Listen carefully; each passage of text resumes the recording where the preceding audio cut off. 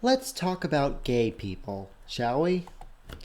Now, gays in popular culture have been portrayed in a variety of ways, and recently those ways have been portrayed very positively, albeit rather flamboyantly.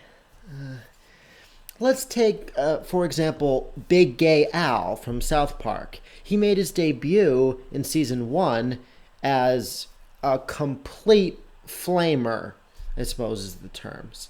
And of course, there's Mr. Slave, who's also gay too, and who shoved Paris Hilton up his ass.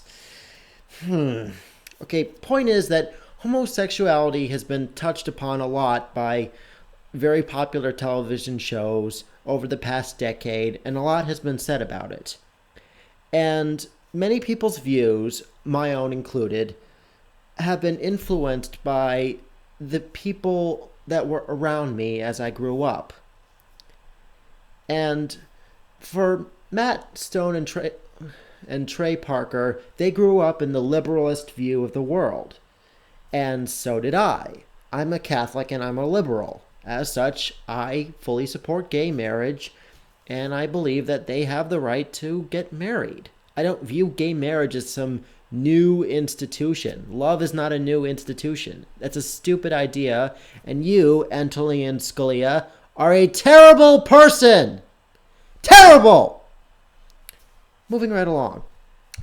Why don't I take a good look and examine certain stances on gays and gay marriage? For example, how am I going to get this apart? Aha! I know. The South Park series episode known as the F word. People write in on Harleys. There's a big debate over the word the Faggot word. You know, that word. Evidently, Matt Stone and Trey Parker think that people still don't think of that word as a slur towards gay people. They do. They really, really do.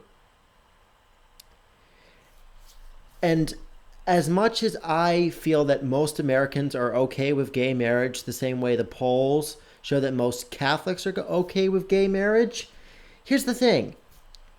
Most people still think of the word FAG as a derogatory term for a homosexual. The Gay and Lesbian Alliance Against Defamation made this point against the episode, as did the AV Club when they did their review of the episode. A slur is a slur, regardless of what people it's directed at, okay? Now, let me address something else. The idea of gay marriage. Let's move past gay insults and into gay marriage. There's a lot of reasons to argue against gay marriage, and I'm going to try to look at them all and to give gay marriage its fair shake. Now, the basic religious argument is that according to one's faith, homosexuality is either a sin or marriage is a holy sacrament between a man and a woman, or both. That it's both a sin and that marriage is a holy sacrament. Now, this is fine. This is America. You're allowed to think that. People can have personal beliefs, but it's wrong for your personal beliefs to infringe upon the basic rights of others. Marriage is one of them. And another thing. Oh boy. Jessica, quiet. I'm sorry. My dog is barking. Jessica, no speak. No speak. No speak. Here's the thing. I know the Founding Fathers had a lot of varying views and different types of faith. Look. Jessica, bad dog. Here's the thing. This is America. It's not a theocracy. Jessica, no speak. Darn dog. This is not a no speak. This is not a theocracy. We live under a constitution, not Leviticus or Deuteronomy. In fact, about Leviticus, you know what it has to say?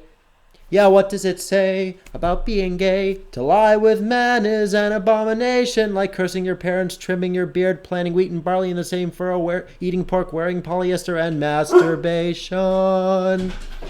And what did Jesus have to say? Yeah, what did he say about being gay? Well, nothing. Yeah, nothing.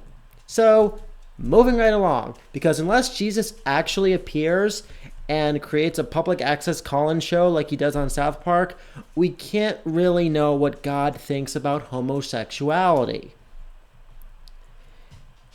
Now, of course, you could make the argument that marriage is a holy sacrament. But the thing is, marriage itself is a debate in a secular ring of rights and privileges. This is not a theological matter.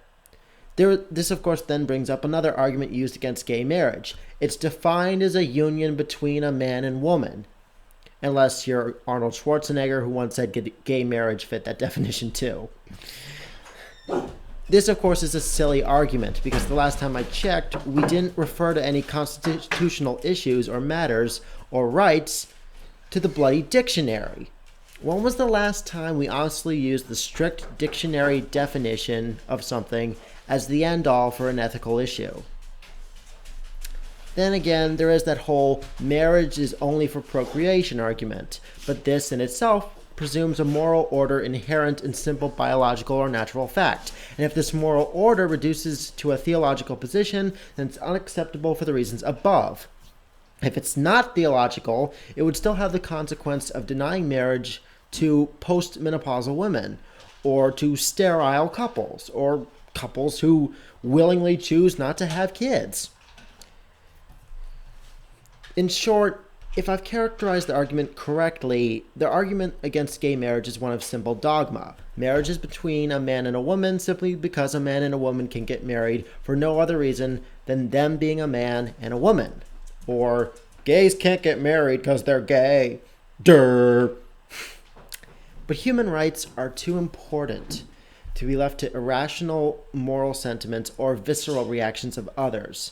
The law is not about enforcing the morality of the majority. It's about enforcing laws that are meant to make everybody equal and treated properly.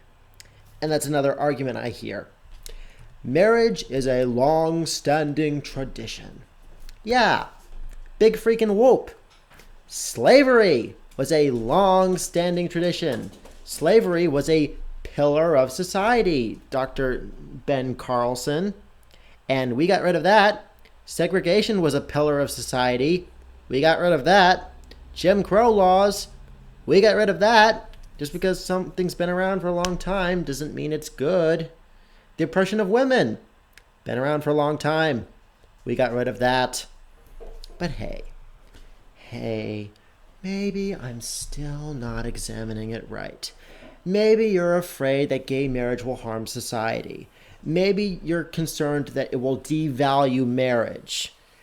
But that in itself doesn't make sense.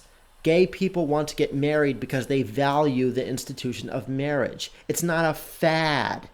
It's not, and don't you dare bring the slippery slope argument of if a man and a woman can get married, why not two men marrying one woman or one woman marrying three men? Don't you dare bring the slippery slope argument into it. That's a fallacy. I'm not going to stand for that bull crap. But perhaps some of you are thinking that I should be thinking of the children. Ah, of course, the children. As Bill O'Reilly once said, nature made it so that men and women are best suited to raise children. Okay, aside from the very questionable premise that nature intends anything, the very same nature that includes gorillas who will kill other gorillas that wander into their territory, the same nature that involves ant colonies enslaving other ant colonies, the same nature in which dolphins will rape other dolphins, that presumes that all it takes to be a good parent is a pair of proper genitals, not any kind of parenting skills. And you know what, Bill O'Reilly? I'm really not keen on taking advice from a guy who published the book Those Who Trespass, which involved a guy taking a spoon and jamming it up the brainstem of somebody else, and it involved a teenage crack whore performing fellatio on her pimp. You don't get to stand on your moral soapbox and preach about what's right and what's wrong after something like that, okay? I don't care what you do in your free time, but you don't get to publish it. In fact, you know what? Let's try and move past this. Let's try to look at another possible argument that children who have parents that are gay will end up being disadvantaged, that they'll be harmed, they'll be otherwise maladjusted, that they're going to get ripped on for having two mommies or two daddies. That's not their fault. That's the fault of the people doing the teasing. You are blaming the victim. The people who are belittling and demeaning those who have two moms or two fathers are the ones who should be ashamed. I don't care if a bully feels that a kid who has two daddies is something to complain about. He doesn't get to complain about it. Boo-hoo. He's not the one being hurt. And of course, there's another argument I hear used against gay marriage. And it's, of course, as I said again, the slippery slope argument. And I repeat, nobody better dare bring this up in the comment section. I am going to stop this right now. It's a fallacy. It is a false line of thinking. You could have made this same argument back to the Supreme Court in the ruling of Loving v. Virginia, when the court ruled that anti-interracial marriage legislation was unconstitutional. People could have just as easily argued that, what next? You'll be wanting gays to marry than the polygamists? It would have been a crock then, and it's a crock now. Gay marriage is not damaging to people's genetics the way incest is. The slippery slope fallacy is stupid, and you are stupid for believing it. Gay marriage means the right for a member of the same sex to marry another member of the same sex. And it isn't like homosexual behavior is new to nature itself. I admit there still needs to be a lot of research done on the issue. But from what research has been done, and from what I have read, and from what my own spirit tells me, I can say this with absolute certainty. At its worst, gay marriage doesn't hurt society. And at its best, it will do a lot of good. So for the love of God, give it a chance.